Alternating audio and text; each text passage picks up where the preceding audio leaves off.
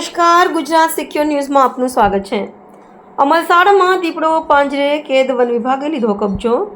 નવસારી જિલ્લાના ગણદેવી તાલુકાના અમલસાડ ગામે છેલ્લા ઘણા દિવસોથી અવારનવાર દીપડો દેખાવાની ઘટનાને કારણે ગ્રામજનોમાં ભયનો માહોલ હતો। અમલસાડ સહિત આજુબાજુના ગ્રામ્ય વિસ્તારોમાં દીપડાની હલનચલનની જાણ થતાં ગણદેવી સામાજિક વનીકરણ વિભાગને જાણ કરવામાં આવી હતી। વન વિભાગ દ્વારા દીપડાની ગતિવિધિ પર નજર રાખી તળાવ પાસે ભીખુભાઈ આહિરના ખેતરમાં પાંજરું ગોઠવવામાં આવ્યું હતું। આજે વહેલી સવારે અંદાજે 4 વર્ષનો કદાવર દીપડો પાંજરે પુરાયો।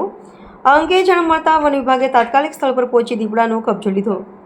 પકડાયેલ દીપડાની જરૂરી ડોક્ટરી તપાસ બાદ તેને સુરક્ષિત રીતે જંગલ વિસ્તારમાં મુક્ત કરવાની કાર્યવાહી હાથ ધરાઈ। દીપડો પાંજરે પુરાતા મલસાડ સહિત આજુબાજુના ગ્રામ્ય વિસ્તારના લોકોએ હાશકાર અનુભવ્યો છે। અહેવાલ ભાવેશ રાઠોડ, ગુજરાત સિક્યોર ન્યૂઝ।